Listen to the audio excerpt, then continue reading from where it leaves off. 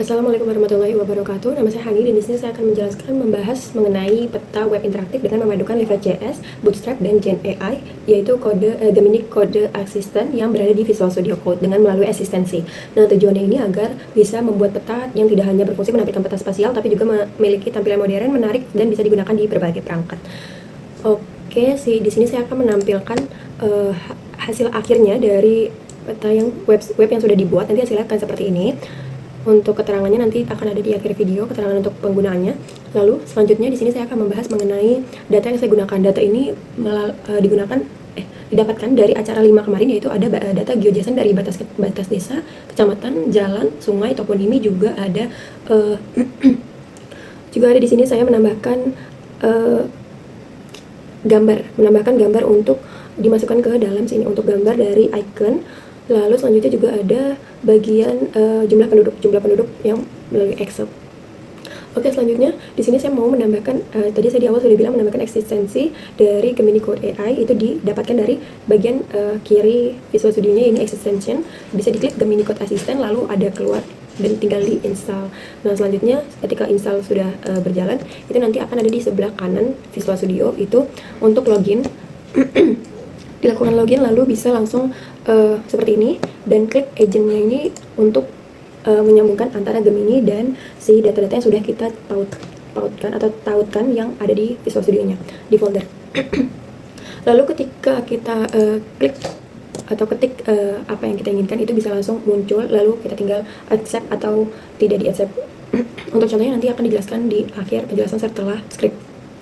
Nah, di sini adalah script yang sudah dibuat oleh Gemini AI, Gemini Code Assist, di mana di sini ada doctype HTML itu seperti pada umumnya. Lalu di sini menambahkan font dari Google Font. Font ini dapat dari font Google Lapis, font Statics, yang nanti akan langsung nyambung ke dalam script hasilnya. Lalu selanjutnya ini ada Bootstrap CSS dan icon. Di sini menambahkan Bootstrap-nya, lalu juga ada Bootstrap icon. Lalu di sini juga ada Leaflet.js. Nah, Bootstrap ini nanti untuk bagian tampilan dari antarmuka, sedangkan Bootstrap icon adalah untuk menampilkan icon-icon agar lebih menarik dan interaktif. Selanjutnya ini ada Leaflet.js, itu untuk menampilkan petanya. Petanya diambil dari Leaflet.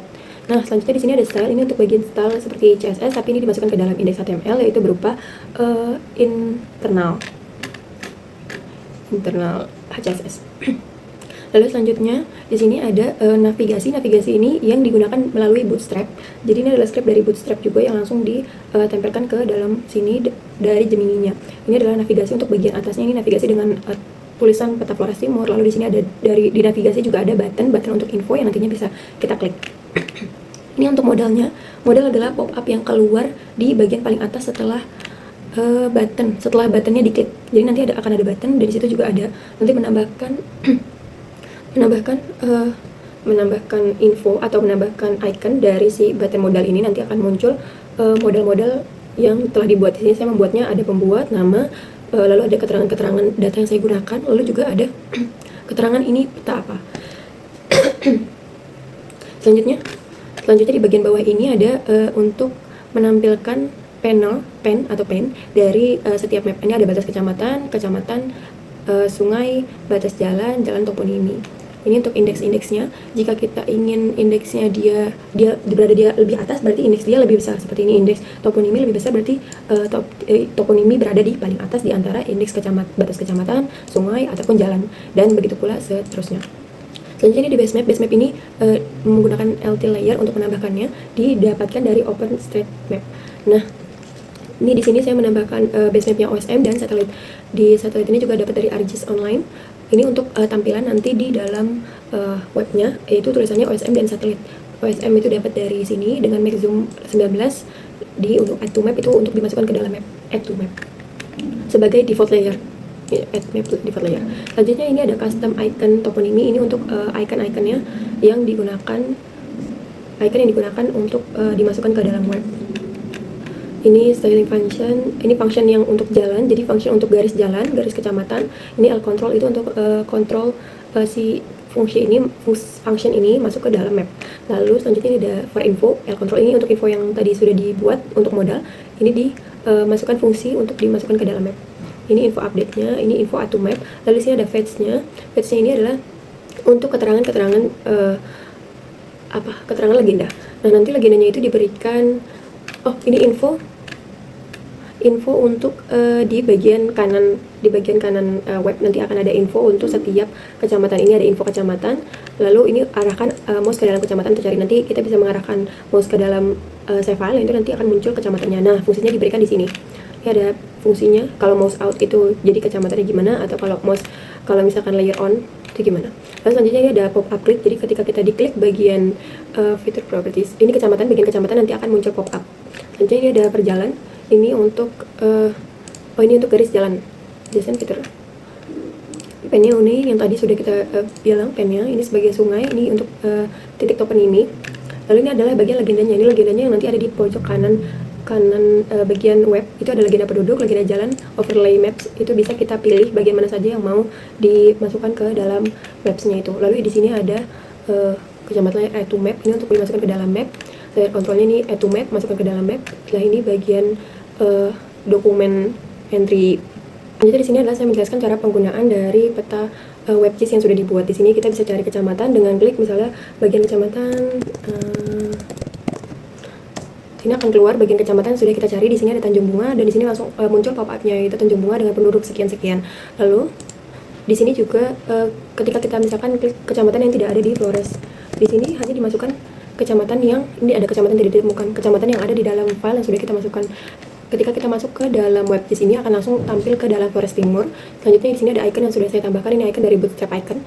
Lalu di sini ketika kita arahkan kursor ke dalam save file, itu akan muncul bagian info kecamatan di pojok kanan itu ada info kecamatan dengan jumlah penduduknya. Ketika kita klik, itu dia langsung ada di sini juga, dan itu tetap.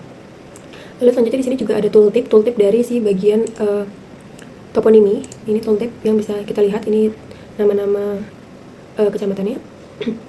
Selanjutnya di sini ada layer yang mau kita tampilkan. Misalkan kita mau legenda yang bisa kita tampilkan layernya mau OpenStreetMap atau citra satelit, karena tadi kita menambahkan 2. Lalu selanjutnya ketika kita tidak ingin menambahkan batas kecamatan, bisa kita uncheck, itu batas kecamatannya akan hilang. Ketika kita tidak mau ada jalan, itu bisa kita uncheck ataupun lain sebagainya. Nah, karena di sini z indeksnya toponimi itu lebih besar maupun yang lainnya, itu kita tetap toponimi itu berada di paling atas, maupun dia paling terakhir ataupun awal digunakan. Selanjutnya di sini ada info, ini ada modal itu untuk peta modal yang sudah kita buat tadi. Di sini ada saya menambahkan nama pembuat, terus data yang telah digunakan. Ini modalnya akan muncul, lalu seperti itu. Selanjutnya di bagian GitHub, ini kita mau memasukkan website secara online yang bisa diakses untuk semua orang. Jadi kita menambahkan repository baru pada GitHub. Itu seperti biasa, memasukkan repository, terus melakukan add remote, lalu juga push dan di-commit di dalam Visual Studio-nya. Karena di sini saya sudah melakukannya, jadi saya tidak menampilkannya lagi. Selanjutnya nanti di sini akan ada bagian di setting page, lalu ada visit live. Ini bisa visit site. Nah, ini peta yang tadi sudah kita tampilkan, ini akan langsung ke dalam kota Flores Timur. Nah, kelebihan dari Gemini Code Assist ini adalah kita jadi lebih mudah untuk menampilkan data tanpa perlu menuliskan skripnya secara mandiri. Lalu tetapi kekurangannya itu kita jadi kurang fokus atau kurang mengerti apa yang biasanya dipakai atau digunakan. Jadi lebih mudah, tapi kita juga tidak mengecek kembali apa yang memang salah atau apa yang digunakan, seperti itu.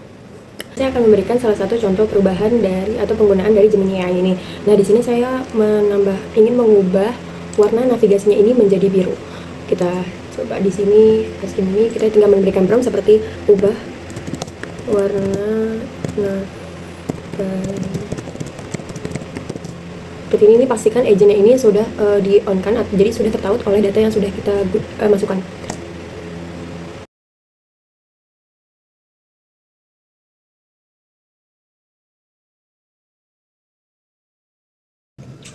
Lalu di sini akan ada perintah indeks yang ingin ini di sini ada bagian indeks yang akan diedit, lalu kita tinggal klik accept. Lalu Gemini nanti akan mengubah secara langsung script yang sudah dibuat ini. Di bagian thinking saya sudah selesai berubah warnanya menjadi biru. Ketika kita lihat, nah, barnya sudah berubah menjadi biru.